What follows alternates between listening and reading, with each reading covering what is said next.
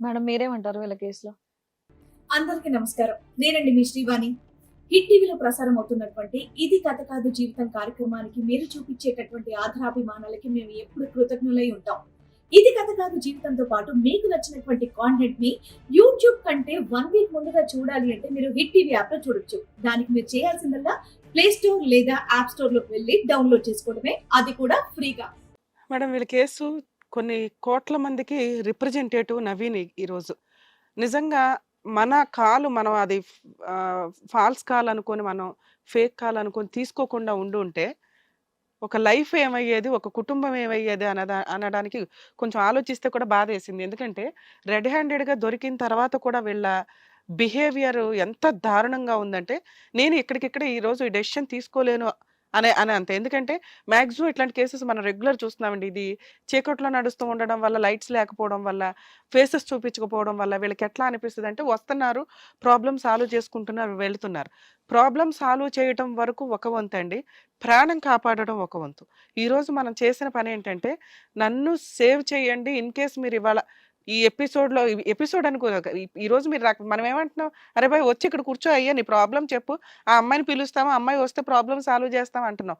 నిజంగా అదే జరుగుంటే, ఆ అబ్బాయి గనుక ఇక్కడికొచ్చుంటే మనం ఏం చేసేవాళ్ళం? మా ఆవిడకి అక్రమ సంబంధం ఉందండి, అదండి, ఇదనంటే, "ఇది నీ డౌట్ బాబు" అనేవాళ్ళం. ఆ అమ్మాయిని ఫోన్ చేసి పిలిపిచ్చేవాళ్ళం. పిలిపిస్తే ఆవిడేదో ఒకవేళ ప్రాబ్లమ్ సాల్వ్ చేసుకోవాలనుకుంటే ఆవిడొచ్చేది. వస్తే ఇద్దరిని కూర్చోబెట్టి కౌన్సెలింగ్ ఇచ్చి అటు ఇటు అంటే ఎవిడెన్సే లేదు కాబట్టి ప్రాపర్‌గా కౌన్సెలింగ్ ఇచ్చి పిల్లల కోసం ఇద్దరిని కలిపే పంపించేవాళ్ళం. కానీ ఈళ్ళిద్దరి మధ్య ఉన్న క్రూయల్ మెంటాలిటీ అతన్ని ఎప్పుడైనా అడ్డు తొలగించుకోవడమే. ఎప్పుడు అడ్డు తొలగించుకోవడం? వీళ్ళిద్దరికీ అడ్డు రానంత వరకు అతను బతుకుంటాడు. ఏ రోజన్నా అతను పట్టుకుంటున్నాడు, ఆ టైంకొచ్చేస్తున్నాడు, పాయింట్ ఔట్ చేస్తాడని తెలిసిన రోజు అడ్డు తొలగించుకోవడానికి 2 ప్రయత్నాలు చేసింది. ఆ అడ్డు ఎలా తొలగించుకోవడానికి చూసింది? అతను సూసైడ్ చేసుకునేలాగా క్రియేట్ చేయడం కోసం. ఒకటి ఫుడ్ పాయిజన్. నాన్న ఆ ఫుడ్ పాయిజన్ నువ్వేదో ఔట్ సైడ్ ఫుడ్ తినడం వల్ల కాదు. నువ్వు తిన్న ఫుడ్‌లో ఫుడ్ పాయిజన్, ఇంటి ఫుడ్ ఎప్పుడు ఫుడ్ పాయిజన్ అవ్వదు.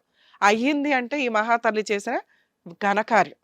2 ఆ క్షుద్ర పూజలు ఇవి అవి అంటే మేబీ అవి మేము బిలీవ్ చెయ్యం గానీ, అవి సైకలాజికల్‌గా చాలా ఎఫెక్ట్ పడతాయి. అవి ఎట్లా అవుతాయంటే నన్నేదో చేశారు, ఏదో చేశారని హిస్టీరిక్‌గా ఇప్పుడు నువ్వు మాకు ఫోన్‌లో అట్లాగే మాట్లాడావు. అందువల్ల మేము నమ్మలేకపోయాం. సో, అది నిజమా కాదా అని పక్కన పెడితే కొంచెం వీక్ మైండ్స్ ఎప్పుడు ప్రాబ్లమ్ ట్రిగ్గర్ అవుతూ ఉంటే వీక్ మైండ్ అవుతాం. వీక్ మైండ్ అయిన ప్రతిసారి కూడా ఇలాంటివి ఇమాజినేషన్‌గా అనిపించటం గానీ, ఇవన్నీ జరిగి సైకలాజికల్ డిప్రెషన్స్‌లోకి వెళుతూ ఉంటాం. ఈ మహిమలు, మంత్రాలు ఉన్నాయా లేదా పక్కన పెడితే మనం సైకలాజికల్‌గా డౌన్ అయినప్పుడల్లా ఇవి ట్రిగ్గర్ అవుతాయి కాబట్టి సగం మంది సైకలాజికల్ డిప్రెషన్స్‌లోకి వెళుతున్నారు. సో, ఇది కూడా ఆవిడ సైడ్ ఎఫెక్ట్‌గా పెట్టుకుంది. మీకు ఇలా మిమ్మల్ని టార్గెట్ చేసుకుంటూ వెళ్తే తట్టుకోలేక మీకు మీరు సూసైడో చేసుకుంటారు. హమ్మయ్య! భర్త చనిపోయాడు, 2 పిల్లలున్నారు. చక్కగా బాయ్ ఫ్రెండ్‌తో గాలి తిరుగుడు తిరగొచ్చు విచ్చలవిడిగా. ఇదే కేసు మేడం మాకొక కోర్ట్‌లో నడిచింది. ఆ అబ్బాయి మ్యారేజ్ లవ్ మ్యారేజ్. అమ్మాయి అక్రమ సంబంధాలు. ఫస్ట్ నుంచి అక్రమ సంబంధాలే. రెడ్ హ్యాండెడ్‌గా దొరుకుతూ కానిస్టేబుల్స్‌కి ఫోన్ చేసి పోలీసుల్ని పట్టుకొని వెళితే విత్ ఫోన్ వీడియోతో పట్టుకుంటే వెంటనే పోలీస్ స్టేషన్‌కి తీసుకొచ్చారు. తీసుకొచ్చి నాకేముంది? ఏమో ఇద్దరికి మ్యూచువల్ డైవర్స్ తీసుకోవడానికి ఒప్పించడానికి ట్రై చేశారు. అలాగే అంది. అక్కడ రాసి ఇచ్చింది. ఆ పేపర్ ఇతనికి ఇవ్వల. ఆవిడ మళ్ళీ మొదలు కోర్ట్‌కి రాకుండా. ఏం చేసుకుంటారో చేసుకోండి అంటే ఆ ఎవిడెన్స్‌లు పెట్టి ఆ కోర్ట్‌లో ఆ ప్రొసీడింగ్స్ నడిపించడానికి 3-4 ఇయర్స్ పట్టేస్తుంది. ఆ అబ్బాయికి బ్రెయిన్ ట్యూమర్ వచ్చింది. సగం ఈ ఈ పార్ట్ అతనికి వినిపించదు, కనిపించదు, ఏమీ చేయదు. బ్లర్ మొత్తం. ఒక జీవితం సర్వనాశనం అయిపోయింది ఒక అక్రమ సంబంధం వల్ల. ఒక కుటుంబం సర్వనాశనం అయిపోయింది. దయచేసి రిక్వెస్ట్ చేస్తున్నానండి మా వ్యూయర్స్ అందరిని.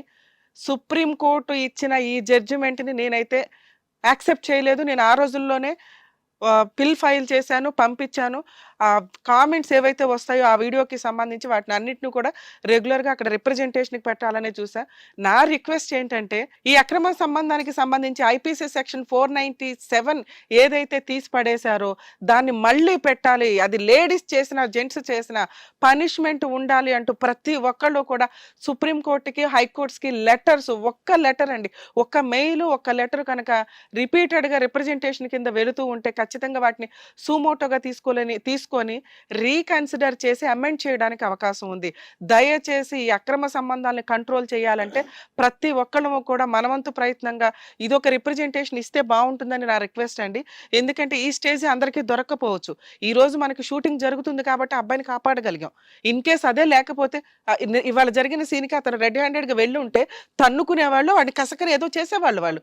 లేదా అబ్బాయి ఏమీ చేయలేక, అబ్బాయి చాలా వీక్గా ఉన్నాడు, ఏమీ చేయలేక సూసైడే చేసుకునేవాడేమో. ఇద్దరు పిల్లలు అన్యాయం అయిపోయేవాళ్ళు అక్కడ. ప్రతి చోట ఇట్లా ఆపలేం కదా. చట్టం అంటూ ఉండాలండి. ఒక తప్పుని కంట్రోల్ చేయాలి అంటే మరి సుప్రీంకోర్టు ఏ ఉద్దేశంతో ఈ అక్రమ సంబంధాలు లీగాలిటీ అని అన్నారో విచ్చలవిడితనం, నిజంగా కుటుంబ వ్యవస్థే నాశనం అయిపోతున్న సందర్భం. నాన్న నవీన్, నువ్వు మీ ఆవిడని వదిలేస్తావో ఉంచుకుంటావో నాకు అనవసరం. నీ కేసు గురించి విడిగా మాట్లాడతా. వీళ్ళిద్దరిని మాత్రం నేను వదలను. ఇది నా పర్సనల్ కేసు. మీరు పోలీస్ స్టేషన్కి వచ్చి కంప్లైంట్ నేను రెడీ చేసి ఇస్తాను, మీరు రావాలి. నేను వెళుతున్న దాన్ని నన్ను ఆపి తీసుకొచ్చారు, ఎందుకంటే మీ డెసిషన్ మారింది కాబట్టి. భార్య అవసరం లేదండి ఇలాంటి మహాతల్లి అని అన్నావు కాబట్టి. ఎందుకు కేసు అయినా వేద్దాం అంటున్నానంటే వీళ్ళల్లో ఉన్న క్రూయాలిటీతో ఈవిడ ఇంకొక పెళ్ళే చేసుకుంటుందో ఇంకేమో చేస్తుందో. ఇన్ కేసు ఇక్కడ స్టేజ్ దొరకకపోతే ఆ అమ్మాయి 498 డీవీసీ మెయింటెనెన్స్లు వేసి ఇద్దరు పిల్లల్ని హ్యాండ్ ఓవర్ చేసుకునేది. నీ దగ్గర ఈ వీడియో ఎవిడెన్స్ మేము ఇస్తే తప్ప లేదు, నువ్వు తీసుకోలేవు, డోర్ కొట్టి నువ్వు వెళ్ళలేవు. నువ్వు అని తెలియగానే వాళ్ళు ఆగే ఆ ప్రొసీడింగ్స్ డోర్ ఓపెన్ చేసేవాళ్ళు కాదు. నీకు అంత ధైర్యము లేదు, అవునా? ఈ రోజు ఈ వీడియో ఉంది కాబట్టి ఆవిడ ఏ ఫాల్స్ కేసులు వేయడానికి పనికిరాదు. అర్థమవుతుందా? పిల్లల కస్టడీ పూర్తిగా నీదే. మ్యూచువల్ డైవర్స్ పిటిషన్ ఇప్పుడు నేను ఆవిడతో మాట్లాడతాను, అవి ఇస్తుందా ఇవ్వదా దాని బొందా. మేడం గారు అన్నారు కానీ కోపంలో, ఎందుకంటే మా బాధ అట్లాంటిది. ఏంటి ఒక అబ్బాయి జీవితాన్ని సర్వనాశనం చేస్తూ ఇంత విచ్చలవిడిగా రెడ్ హ్యాండెడ్గా అక్రమ సంబంధం దొరికినప్పుడు బాధతో మాట్లాడతాం. అలా అనబట్టి ఇక్కడ దాకా వచ్చారు, నీ ప్రాబ్లం మేము సాల్వ్ చేయగలిగాం. మీది పబ్లిక్లో పెట్టి చేయాల్సిన అవసరం మాకేమీ లేదు. మీరు మమ్మల్ని నమ్ముకొని వచ్చారు కాబట్టి మీకేం చేయాలనేది చూస్తాం. ఇది మాత్రం కోర్టుకి సబ్మిట్ చేస్తాం. పోలీస్ స్టేషన్ కంప్లైంట్ ఎందుకు అంటే నీ జీవితాన్ని సర్వనాశనం చేసి అక్రమ సంబంధాలు పెట్టుకున్నారు, అది ఓన్లీ ఎలిగేషన్ కిందకే పనికొస్తుంది. సెక్షన్ లేదు కాబట్టి, 497 ఐపీసీ సెక్షన్ లేదు కాబట్టి. కానీ గ్రౌండ్స్ కింద అది పనికొస్తుందమ్మా. అలాగే నిన్ను అటెంప్ట్ టు మర్డర్ చేయడానికి ట్రై చేశారు, అబెట్మెంట్ ఆఫ్ సూసైడ్, నీకు నువ్వు సూసైడ్ చేసుకునేలాగా వీళ్ళ ప్రవర్తన వల్ల జరిగింది. ఇది చాలా స్ట్రాంగ్ కేసు. వీళ్ళిద్దరూ 7 years జైలుకి వెళ్ళే కేసు. అర్థమవుతుందా? ఈ కంప్లైంట్ ఇవ్వాల్సిందే.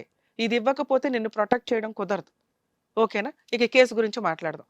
ఈ అమ్మాయి మీకు అవసరం లేదు, ఈవిడతో మాట్లాడినాక ఏం ఓకే మేడం. రాధ గారు చాలా ఎపిసోడ్స్ చేసాం.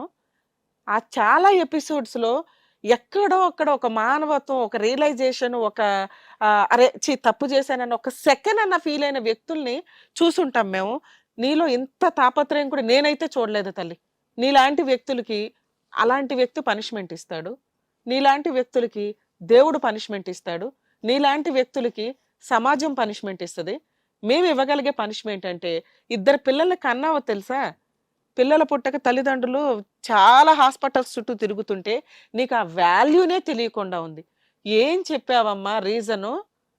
భర్త సంపాదన చాలట్లేదు, పోనీ తిండి పెట్టట్లేదా, తాగుతున్నాడా, తిరిగి వస్తున్నాడా, ఏమీ లేదు, మంచోడైపోవడం ఆయన చేసిన తప్పు. నీ భర్త మంచోడవడం నీకు నువ్వు అక్రమ సంబంధం పెట్టుకోవడానికి ఒక రీజన్ అయ్యింది, అంతేగా?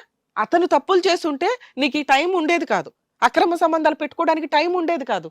పిల్లలు, కుటుంబం, మా ఆయన అమ్మో తిరుగుతున్నాడు, మా ఆయన తాగొస్తున్నాడు, మా ఆయన కొడుతున్నాడు, ఇవే సరిపోయేవి నీకు. నీకు ఫ్రీగా ఉంది. పొద్దుటెళ్ళి ఆడేదో కష్టపడి ఆ 15,000 20,000 తెచ్చుకుంటున్నాడు, భార్య పిల్లలకి ఏదో చేద్దాం, రెంట కట్టుకుందాం, ఈ హడావుడే వాడికి సరిపోయే అబ్బాయికి. ఈ లోపు నీకు ఖాళీ దొరికింది, బోర్ కొట్టేసింది నీకు లైఫ్. డబ్బుల కోసం ఏం చేసావు? నీ డబ్బుతో నీ బట్టలు కొనుక్కున్నావు, నీ లిప్స్టిక్లు కొనుక్కున్నావు, నీ హెయిర్ స్టైల్స్ చూసుకున్నావు, కానీ కుటుంబం కోసం ఏమైనా పెట్టావా? నిన్ను ఇట్లా బరితెగిచ్చి తిరిగి డబ్బు తీసుకురామని అబ్బాయి చెప్పాడా? ఇద్దరు పిల్లలు కోల్పోవడం అంటే ఏంటో తెలుసా? ఇప్పుడు చూద్దు గాని. నీలాంటి క్యారెక్టర్లెస్ కి పిల్లల కస్టడీ ఇవ్వరు. నువ్వు ఇక్కడ మ్యూచువల్ డైవర్స్ ఇస్తానని అగ్రిమెంట్ రాసి పిల్లల కస్టడీ పూర్తిగా అతనికే ఇస్తానని, ఎటువంటి పర్మనెంట్ ఎలిమనీ లేకుండా మ్యూచువల్ డైవర్స్ కి యాక్సెప్ట్ చేస్తానంటేనే మేము మాట్లాడతాం, లేదా ఇక్కడికే పోలీసులు పిలిపిస్తాను నేను. చెప్పు, ఏమంటావు?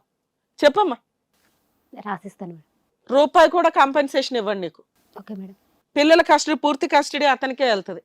బా, ఇలాంటి ఆవిడని నిజంగా లైట్ చేసి అక్కడ కెమెరా ముందు చూపించాలి మేడం. ఈవిడ అన్నిటికీ అలా ఒప్పేసుకుంటుంది, కొంచెం కూడా గిల్టీ ఫీలింగ్ అనేదే లేదు. లేదండి మనం అతన్ని సేవ్ చేయాలి కాబట్టి లీగల్ ప్రాసెస్ లో అయితే నేను అది ఇప్పుడు ఇక్కడ బాండ్ పేపర్ రాస్తేనే నేను అదొకే మాట్లాడతాను మేడం, నాకు వీళ్ళతో. ఇది అర్థం కావట్లేదు. ఇప్పుడు ఈవిడ సుఖం కోసం అని చెప్పేసి ఇప్పుడు ఈయన ఇద్దరు పిల్లలు నాశనం అయిపోయినా పర్వాలేదు. ఇప్పుడు ఈ సింగిల్ పేరెంట్ ఇద్దరు బయట పని చేసుకుంటాడా, ఇద్దరు పిల్లల్ని పెంచుకుంటాడా, మరి వాళ్ళ పరిస్థితి ఏంటి? ప్రాణాల అంటే గురించి ఇలా మేడం. ఎలా చేసినా పర్వాలేదా? అంటే లైఫ్ అంటే వీళ్ళు గురించి ఇలా మేడం. వదిలేయాలా? వదలట్లేదు కదండి, ఇప్పుడు పోలీస్ స్టేషన్ తీసుకెళ్తున్నాం, కంప్లైంట్ ఇస్తున్నాం కదా, మనం కేసు రిజిస్టర్ చేయిస్తున్నాను.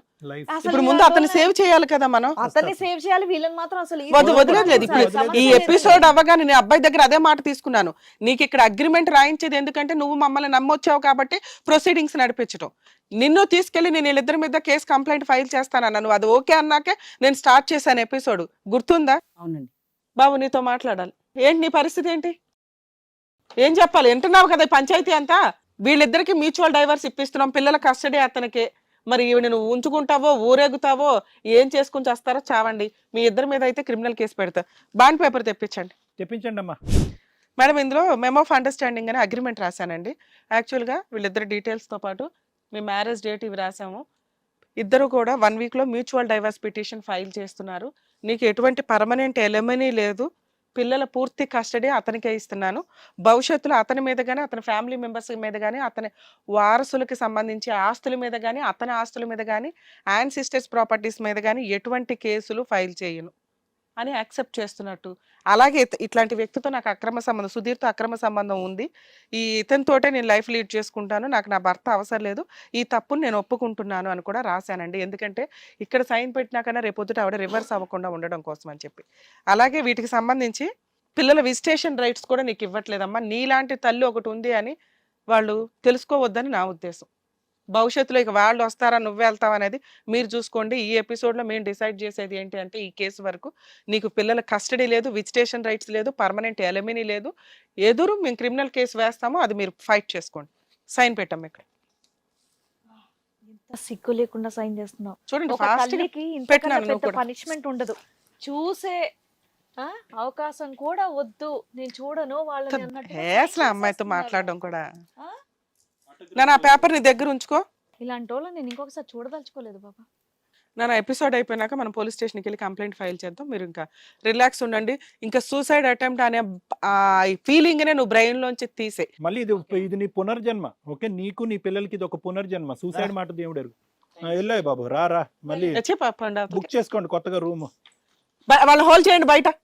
పోలీస్ స్టేషన్కి వెళ్దాం, మీరు ఒక 5 minutes బయట వెయిట్ చేయండి. అంటే మేడం చెప్పినట్టుగా చేయండి. పిల్లలతో జాగ్రత్త, నువ్వు టెన్షన్ పడమాకు. Thank you so much sir. Thank you Ramya గారు.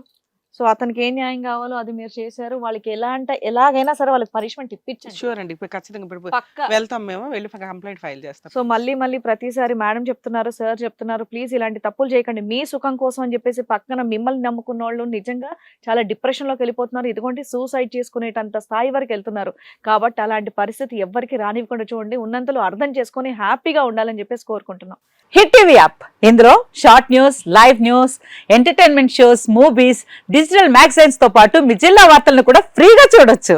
ఇంకెందుకు ఆలస్యం, వెంటనే హిట్ టీవీ యాప్ ని డౌన్లోడ్ చేసుకుని ఫ్రీగా ఎంటర్టైన్మెంట్ పొందండి. Hit TV app. Hit TV app. Please download hit TV app. Hit TV app ని ఫ్రీగా డౌన్లోడ్ చేసుకొని ఎంజాయ్ చేయండి. మీకు నచ్చిన ఎంటర్టైన్మెంట్ కోసం హిట్ టీవీ యాప్ ని ఫ్రీగా డౌన్లోడ్ చేసుకుని ఎంజాయ్ చేయండి. హిట్ టీవీ యాప్ ని డౌన్లోడ్ చేసుకుని ఆస్వాదించండి, ఆశీర్వదించండి. ఇంతమంది సెలబ్రిటీలు హిట్ టీవీ యాప్ ని డౌన్లోడ్ చేసుకోండి అని చెప్తున్నారంటే ఎంత మంచి యాప్ ఆలోచించండి.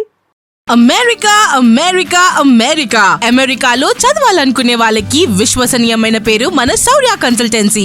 UK లో 1 year masters. UK లో 1 year masters. 2 years work permit up to 5 years visa. Contact Saurya Consultancy. Contact 89851 89851.